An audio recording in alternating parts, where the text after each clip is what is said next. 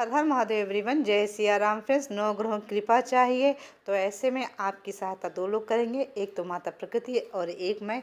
इसके लिए आपको अपने घर में कोई वास्तु में चेंजेस नहीं लाना है, कोई तोड़फोड़ नहीं करनी है, ना ही कोई पूजा पाठ करवानी है।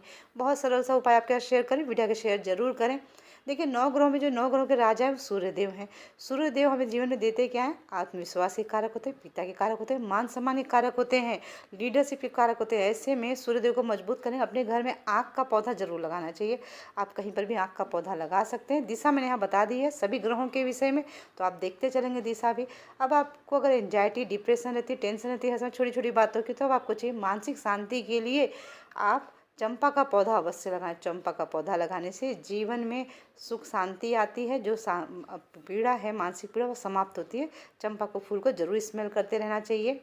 अब चर्चा करते हैं अगले फूल के विषय में, अगले पौधे के विषय में। तो अगर आप चाहते हैं मंगल की कृपा प्राप्त करना, मंगल हमें जीवन में देते क्या है? भूमि भवन के कारक होते हैं, धरती माता के पुत्र हैं, हमारे भोले बाबा के पुत्र हैं, साथ ही हमारे जीवन में साहस, पराक्रम, ऊर्जा भी देते हैं और नौ ग्रहों में सेनापति। तो ऐसे में आपको चाहिए कि खैर का पौधा जरूर लगाएं।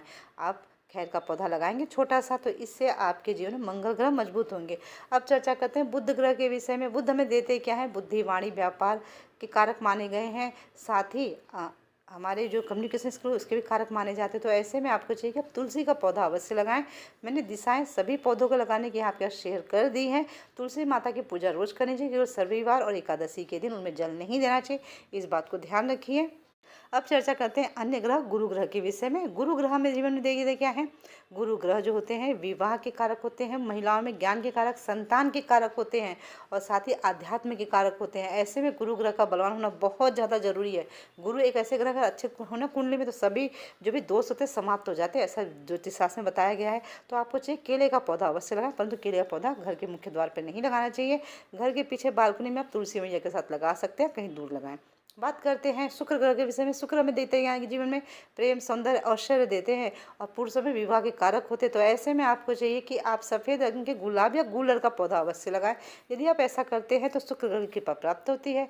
अब हम बात करते हैं न्याय के प्रिय देवता शनिदेव के विषय में, जो कर्मफल दाता है। शनिदेव हमें नौकरी के कारक माने जाते हैं, साथ ही व्यवसाय में स्थिरता देते हैं और हमारे कर्मों के भी कारक होते हैं। तो शनिदेव की कृपा चाहिए ना, तो आपको चाहिए समी का पौधा अवश्य लगाएं। अब समी का पौधा लगाने के बाद ना एक समी तोड़कर भोले बाबा के ऊपर भी जरूर अर्पित किया करें, इससे आपको भोले बाबा की कृपा प्राप्त होगी। अब चर्चा राहु ग्रह के विषय में। राहु ग्रह से सभी बहुत ज़्यादा परेशान रहते हैं। तो ऐसे में राहु ग्रह की शांति के लिए आपको केवल दुर्वा घास लगानी है, बहुत सरल होती है।